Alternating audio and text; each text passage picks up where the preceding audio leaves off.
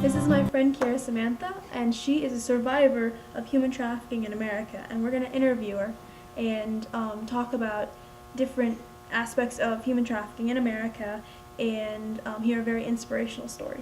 In Oklahoma. In Oklahoma. I've known Lucy for about 3 years. I had the unique pleasure of getting to know her, and she's very inspiring to me. She encourages me. She says I encourage her, but actually I think she's the one that encourages me more. It's important for me to speak out because I want girls and boys to know that they can survive this and they can thrive. Not just live, but thrive. Mm-hmm. And they can be the change you want to see. And that can happen. One person at a time. That's all it takes. I guess, could you maybe, tell us a bit about you, your name, where you're from, and your story? Okay. Well, we've known each other for a little while. Yeah, we certainly have. My name is Kiera Samantha, and I am a survivor of domestic violence, sexual assault, and human sex trafficking. I was abducted when I was 17. That was not the first bad thing, though. Around age 12, I was molested. When I was 14, I was sexually assaulted. And I never was able to cope with those things and really internalized it and began acting out, not taking care of myself. Started running away from home a lot. So my mom, trying to help me, put me in foster care so that I could get counseling and things like that. I keep saying when I was in foster care, I was dating someone and his best friend sexually assaulted me.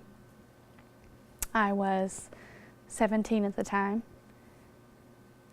Again, not knowing how to react, I ran away from the foster home, and I was placed inpatient counseling at Bethany Pavilion. When I went into the inpatient counseling, I met one of the girls that I had known in foster care. She was placed in there too. And we made the plans that we were going to run away because it was locked down, 17 years old, we think we know what's best for us. We're reacting, not being proactive. And so we run away from the counseling unit, and this is in Oklahoma City, and she takes me to her sister, who is in Oklahoma City with some friends, and her friends are the Crips gang, and she leaves me with them. So that's kind of how it all came about. Right. What was going through your head when that happened? At first, I really didn't know what was going on, and then when they left me there, it was just, I don't know what I expected, but one of the first things that they said to me was, you either have to sell drugs or you have to be a prostitute because you have to pay your way, basically. And I couldn't sell drugs because I would get them caught. They were really, really big into drugs. But I would get them caught because I had no experience.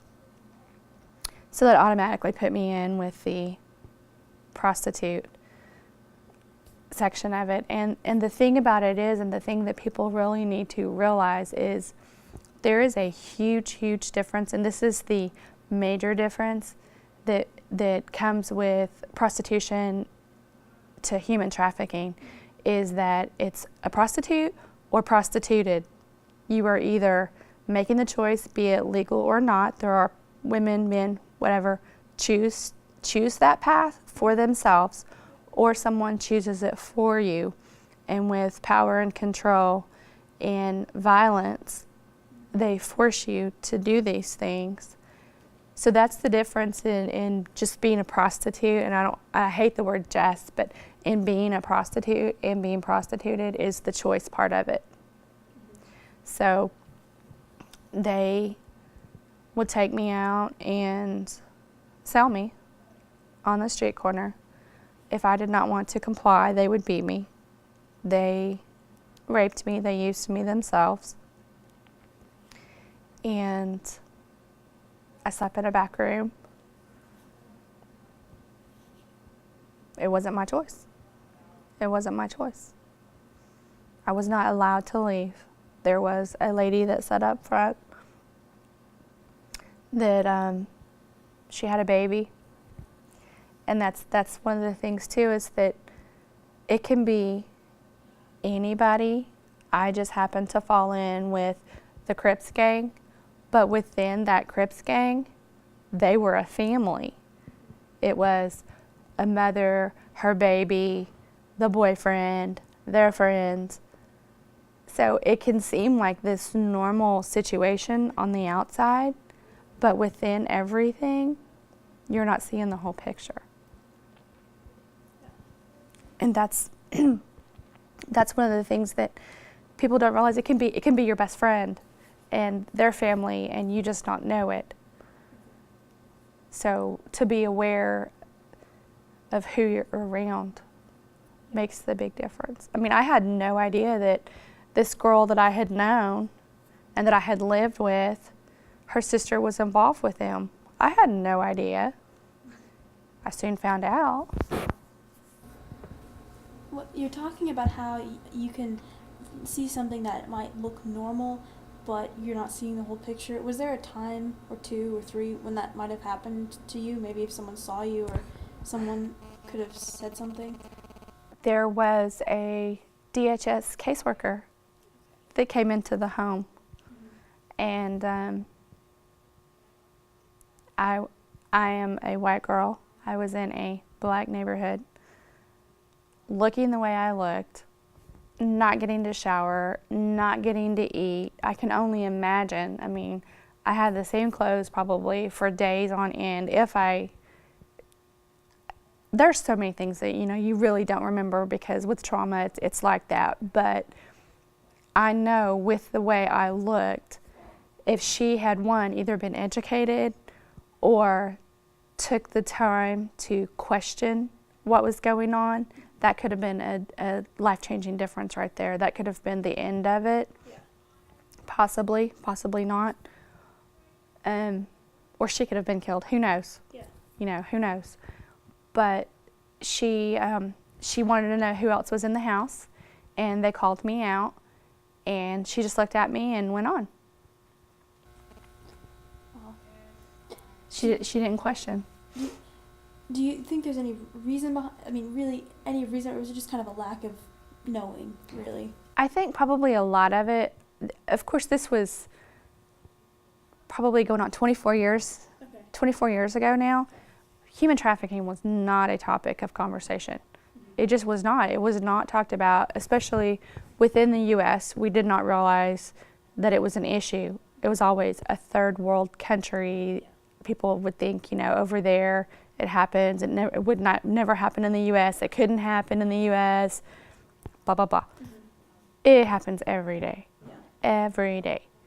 Mine happened in Oklahoma City. Mm-hmm. So, of course it happens every day. Yeah.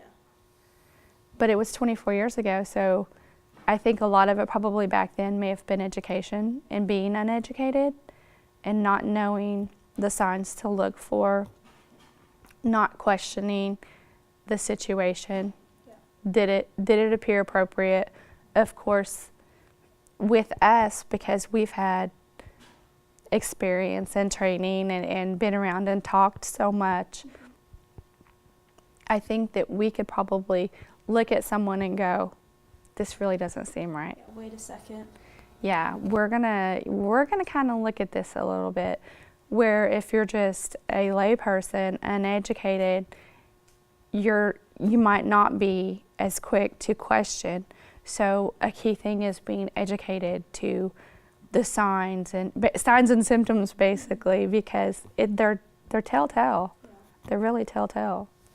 Well, you're here speaking, so obviously you escaped and survived and are raising awareness about this. So can you finish your story? How did you get out? They put me in a car at one point, and we've talked about this before. But Yeah. you should catch everyone else up. Yeah, we've talked about this, and it's always, like I say, it's always so specific. I mean, I always point out, I can remember all the details about it. It's it was a blue car, and he had blonde hair, and all those little things that I can remember. But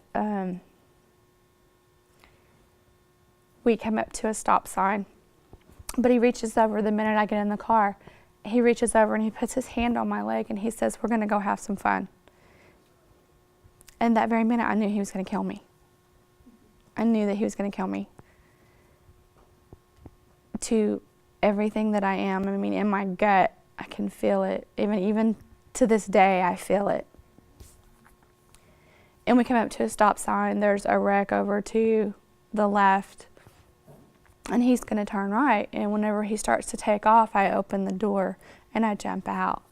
And that was how I was able to get away. But I have no doubt, I mean, to this day, that he was going to kill me. Yeah. And I don't know how I know that, but I just do. I just do. Well, I'm glad you're here. Thank you for speaking to us. And I guess I just have really one more question. What would you tell other girls and guys that are 17 or younger or about the same age? What would you want to tell the world really about your story and about your experiences? Education is the key. Self-worth, self-value, self-esteem. Those things, if you have those things, it makes a big difference. It's less chance for someone to be able to corrupt you or to take advantage of you. It's less likely that you're going to be put in situations, because a lot of it is then situational. I mean, my abuse continued, but it just became situational. Be educated. Don't be blind to it. Don't think that it doesn't happen here. It happens every day. And if you think something's wrong, question it. Question it, because if you're wrong on something being wrong, then big deal. They'll either get over it or they won't. But the chances are that you could save a life, and just be educated. Be educated and know if this has happened. I mean, my story, I only started talking because I heard another girl tell her story. And it allowed me to accept what had happened to me, because I went 22 years in silence, thinking it was my fault, blaming myself, thinking I was a bad person. I was ashamed because I did not want anyone to know I was a prostitute. I wasn't a prostitute. I was prostituted. And whenever I realized that, a whole new world opened up, and I was finally able to live. Finally able to live and try and help another girl. If I help one girl, I've done what I set out to do. Or guy, it doesn't matter. I have done what I've set out to do. I've made that difference, and that one person can help one person, and they can help one person. To know that it's not your fault. And it just takes time to heal. Thank you so much for speaking today. You're welcome.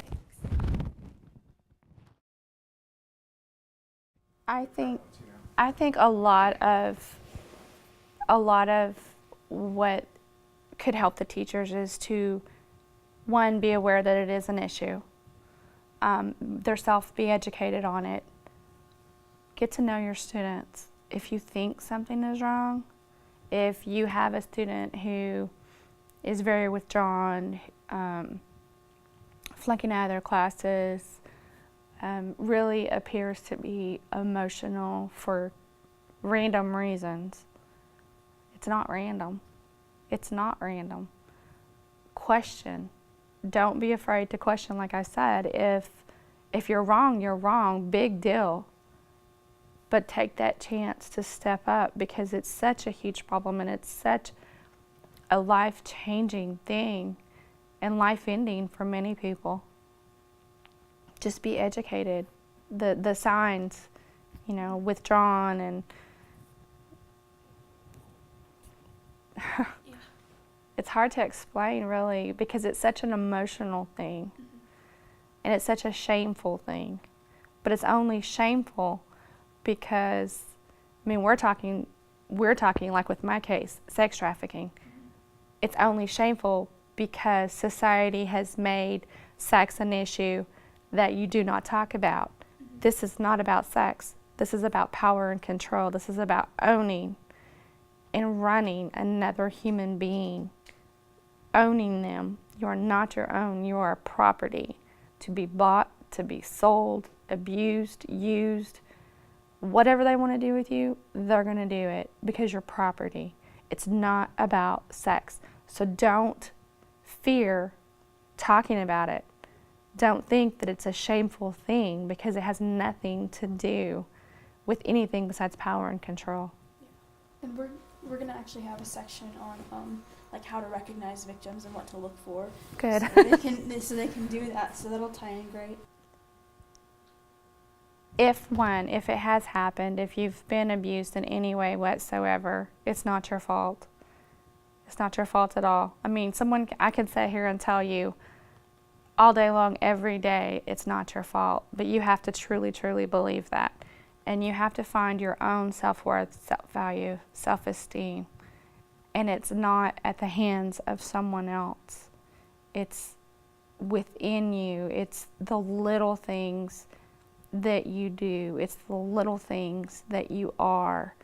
Self-worth, self-value, self-esteem, especially for teenage girls today, is a lot of times based upon relationships and someone wanting them. If you are able to find that, and it's really hard to describe how to find it, do the things that you like. I have an example that's just perfect. I was talking to my sister the other day, and I know that she won't mind me saying this, so I'm going to say it too. She was abused for over 10 years. And a lot of the reason why I speak out too is because I speak for her, because it wasn't her fault. But even today, she has a lot of problems. And we were talking the other day, and she was really depressed. And I told her, I said, you need to find those little things that make you who you are. Those little things that are good, that are nice, that are sweet. And those little things can consist of anything from, I rock it out as a mom. That's my thing. I rock out as a mom. I'm an awesome mom. So I always start there with me. And I told her, I said, find one thing about yourself that you like. And she said, I can't think of anything. And I said, okay, think really hard then. What's one thing you do that your husband likes? She said, I can't think of anything. And I said, okay, what's something you cook that he likes? And she said, he likes my lasagna. I said, there you go. Write that down. And tomorrow, find one more thing. And the next day, find one more thing. I don't care if it's, I make lasagna and he likes it. I have pretty eyes. I'm a good friend. I know how to be empathetic. Those things add up. Those things are your self-worth, your self-value, and your self-esteem. Those things make you who you are. And those are the things that you have to find for yourself, because nobody else can do it. Nobody. It's that simple. And I know it seems hard to explain, but when you really get down to it, it's that simple. I'm a good friend. I'm a good mom. Those are my self-worth, my self-value, and my self-esteem. I might not be a great housekeeper, but I'm able to provide a home. Those things. I survived. And I'm thriving. I'm not just living, I'm thriving. You're thriving and you're helping others to survive too. That's my self-worth, my self-value, and my self-esteem. And I probably have makeup running and I don't care. You're fine. You're fine. Lasagna. I'm gonna write that one down. It's that simple. It really is. It's that simple, but it adds up. Yeah. I think our self-worth, oftentimes, because the world is such a sexual-oriented place and a sexual-oriented society, that our value is determined by how we look, the things that we are able to offer another human being, male or female, our sexuality, and what we're willing to give so that they can benefit, so that they can enjoy themselves. It's the little things that we've gotten away from. It really is. And those are the things that make us. Those are the things that make us. But it really is the society today and the sexualization of women. And I say it has nothing to do with sex. Human trafficking has nothing to do with sex, but society so sexualizes women. So if you are out there and your self-worth is determined by your sexuality, it's very easy for someone to take control of that sexuality and abuse it. Yeah. It's very easy because you want to then please. You want to please, you want to make someone else happy. And if you are not making someone else happy, well, you're in the wrong. So then what's your self-worth and your self-value if it's based upon your sexuality? And that's where I was for many, many years. And when I realized what I was doing, I made the conscious decision that I was going to stop. The conscious decision. And it's not easy because it's no different than doing drugs or doing alcohol.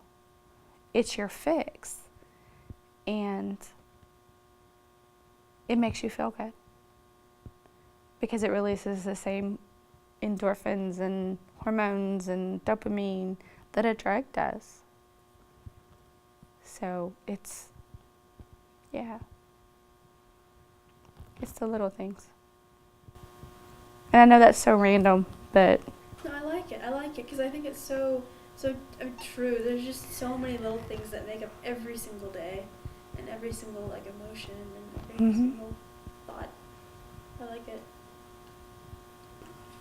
Thinking about this, I think after I talked to some students, I've kind of gotten the question, I guess, or at least I think some students come to the conclusion that a lot of this trafficking is actually truck stop trafficking because for some reason that sticks in their mind. Could you maybe talk about that? Like, there's tons of types. Right. I mean, it can happen anywhere. My trafficking happened around McKinley Park, 10th and McKinley area in Oklahoma City.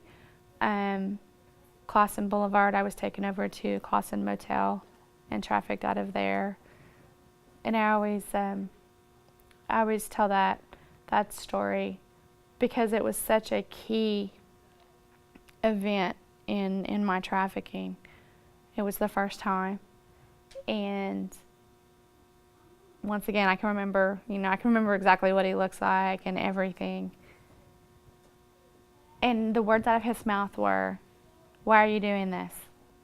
You're so young, why are you doing this?" And all I could think was, I'm not doing this, you're doing this to me. You have bought me. You have paid to rape me because I am not consenting. But I'm not the one doing this, you are. It can happen out of the park. It can happen out of the McDonald's off the turnpike. It can happen off of the street corner on Robinson. It happens there every day. I can remember they would take me to a street corner probably about 2 blocks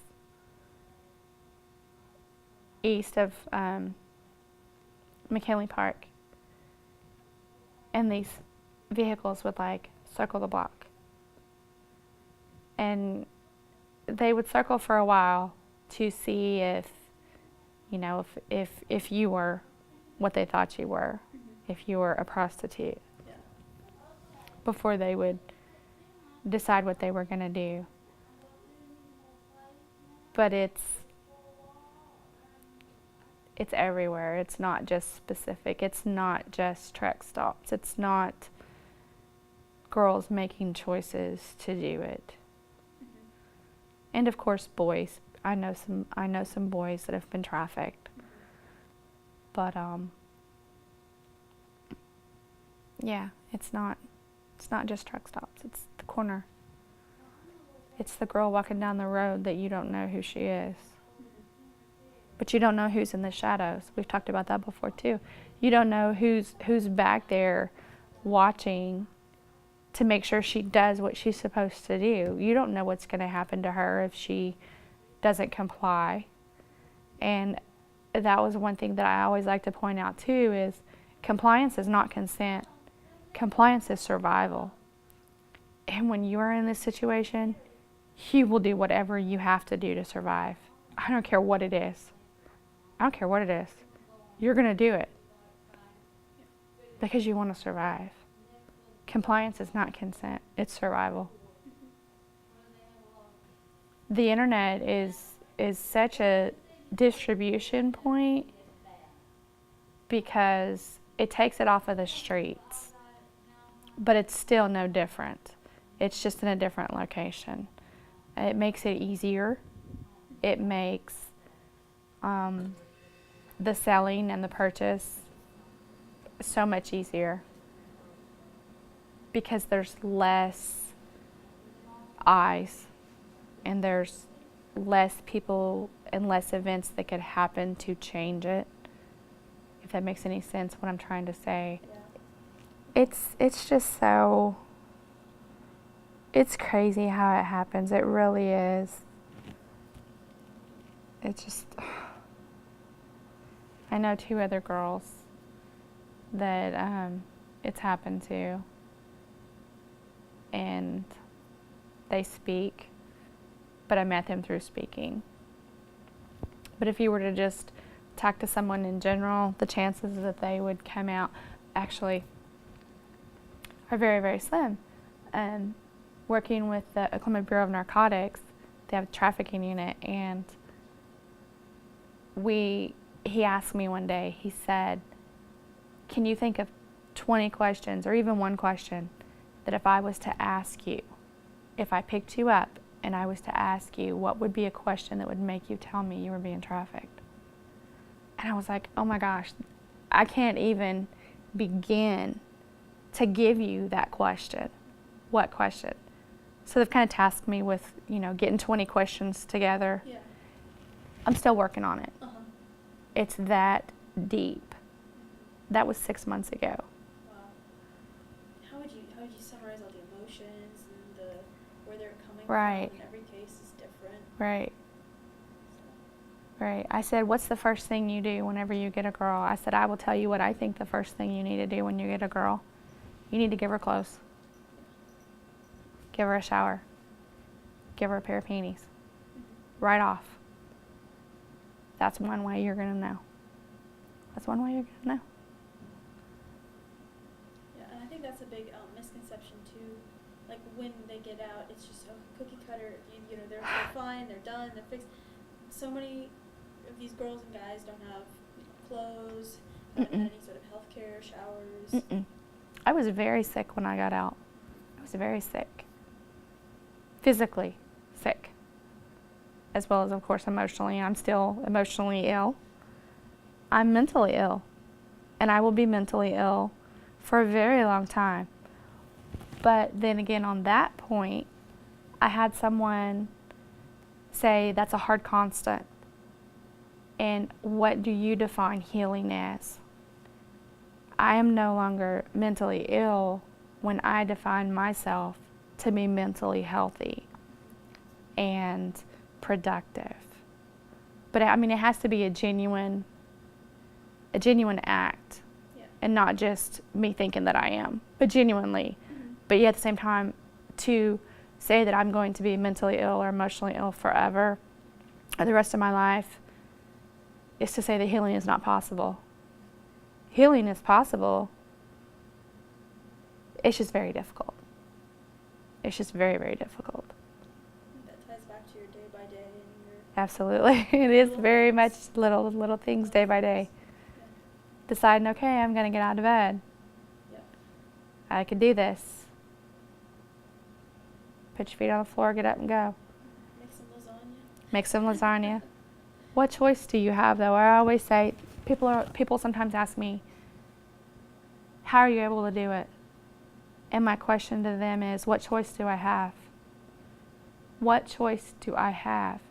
If I choose to not do it anymore, or I choose to give up, they've won. And I'm not going to let that happen. I'm not letting that happen. Because they had me, the me that I was. They don't have the me that I am. They don't have the me that I can become. And they don't have the me that I was in between. In between the time of them having me and now. They don't have me. Because I'm not that same person. So what choice do I have? That's to let them win. That's to let them win, and it's not happening. And somebody's like, well, it's not a fight, or it's not a journey. Yes, it is. Don't tell me it's not, because it is. And I'm going to win it. Yeah, you are. I'm going to win. I think you're winning right now. I do know some boys that it has happened to. It does happen. It's not as often, but it does happen. And my understanding is, and I could be wrong on this, but my understanding is it happens to girls more often because we're more able to be controlled physically. Boys are often more stronger and less able to be controlled. Yeah. But it does happen to boys, absolutely every day. But if it is happening to you, has happened, or you see this and then it happens, first thing to know is it's not your fault. Not your fault. I don't care what situation you were in, if you were not where you were supposed to be, if you were not doing what you were supposed to be doing, no matter what it was, no matter what choice you made, it's not your fault. That's the very first thing to know. And I can't say don't be ashamed, because that's a very hard thing to just say, don't be ashamed. Try to find the strength within yourself to speak up. Be your own warrior, to become that survivor. Find someone that you trust, that you know is going to do something about it. It doesn't matter who it is, if it's your teacher or your best friend. It doesn't matter who it is. Tell somebody. But first, no, it's not your fault. I mean, like I said, mine was just situational, and it became situational, and it perpetuated situational. I was in a bad spot. I made some inappropriate choices. Didn't know they were wrong at the time, necessarily per se, because I thought I knew all that jazz. And I blamed myself. Don't blame yourself. Nobody has the right whatsoever, who they are, does not matter, has the right to come into your space. This is your body. You own it, no matter what they say. Don't let them own it. Don't consent, comply, however you want to say it. like I've said, compliance is not consent. Do what you have to do if you're in the situation to get out of it, and don't blame yourself for what you have to do. If you want to call it consent, consent. If you want to comply, you call it compliance. Whatever you have to do. But if you've had it happen, speak up, because you could save somebody else. And not to put that you have to save somebody else. It's not necessarily about that. It's about saving yourself. You have to be the one to save yourself. Nobody else can save you. Yeah. We're going to talk, we have a different section kind of about blackmailing and just the whole idea that, you are more important than a mistake. So Absolutely. If something happens, please speak up. Absolutely. Embarrassment can go away. And especially like with me, I was so ashamed. I had sold my body. No, I didn't. Someone took it. Someone bought it. But I didn't sell it because somebody owned me.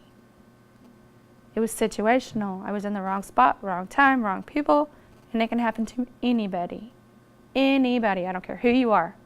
I don't care if you're 5 years old. I don't care if you're 50 years old. Wrong place, wrong time, wrong person. It can happen. So just speak up. Speak up. And it's so hard. And don't be ashamed, because I was. And it wasn't my fault. It wasn't my fault. And that's a very hard concept to accept. It's kind of like with Lucy. You've been doing it, since you were 12? Yeah. There are so many people that want to help make a difference. They want to be the one to help you, to hold your hand, to pick you up and go, okay, you're going to be okay, because I'm going to help you be okay. I'm going to help you. And I'm not going anywhere. I'm not going to judge you. And you can tell me anything. I'm sure I've told you things that you've probably never heard, but you don't look at me any different than the day I met you. So there are so many people that want to help. There really are. There are so many organizations, and even if it's not just an organization, there's individuals that want to help make the difference that you could go and talk to.